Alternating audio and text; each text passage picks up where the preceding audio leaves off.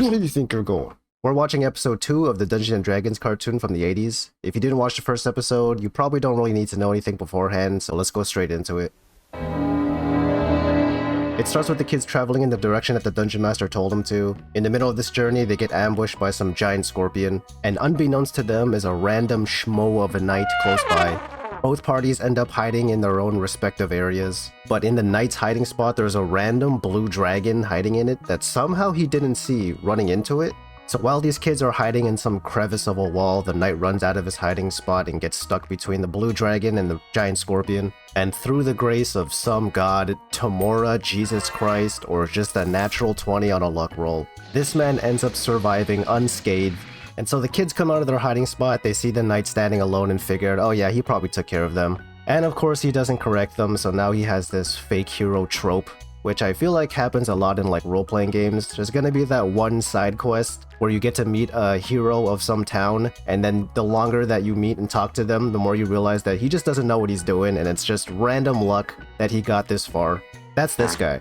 And after some pleasantries, they end up separating from each other, and soon after the kids meet up with the Dungeon Master who tells them how to get home, and they basically need to go to this area called the Valley of the Beholder. But to get home, they're gonna have to defeat the Beholder, which if you don't know, it's the foul and evil beast who came up from the underworld and destroyed all things of beauty in the valley. Ew, gross. I can't even see. Okay, shut up. So while that's happening, we cut back to the knight at some random town. Him and his son are getting rightfully gaslit by the mayor and all the townsfolk for being such a coward, and they're pretty much trying to kick him out, but they give him one last chance to prove himself. So now we cut back to the kids, and during their travels, they get ambushed by some giant snails with Spider-Man powers, shooting webs to capture them and haul them along to God knows where. But the baby unicorn is able to escape, and as it's running away, it bumps into the knight. And so the knight and unicorn eventually catch up and they save the kids. And as a thank you, one of the kids gives the knight a beautiful little flower, and Presto also gives him a shield that he conjures that looks just like the lid of a trash can. And they also mention to the knight that they have to fight this beholder, and they ask him for help. Of course, he's incredibly scared to do so. So he declines, and as he's walking away, he bumps into who tells them, hey, you're gonna have to lead him to the Valley of the Beholder, but when you get there, you're gonna have to leave, and if you don't do that, your son's gonna die. And instead of pulling a Liam Neeson from Taken, he just goes, alright. So they all travel to the Valley of the Beholder, and of course they bump into the Beholder, who is shooting lasers like it's a rave concert. I'm pretty sure in actual D&D lore they can't even shoot that many rays, but he's firing them all off anyways. And while that fight's happening, the knight sneaks away to meet with Venger, and he gives him his son back.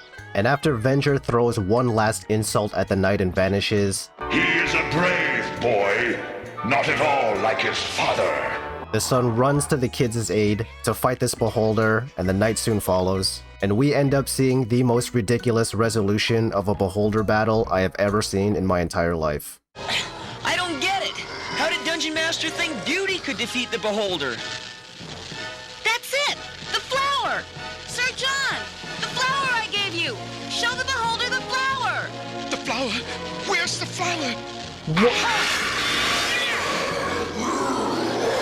You did it, Father! You did it! That's not all he did! Look! That's it! That's it! The doorway home! Go for it! Quickly! You haven't much time! You did it, Father! You beat the beholder! Thank you, Sir John! Bobby, quick! The doorway's closing! But when...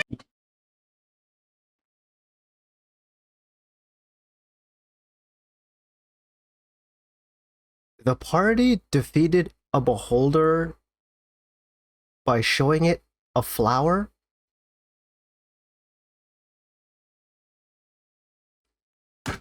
In what world do you defeat a beholder with a flower?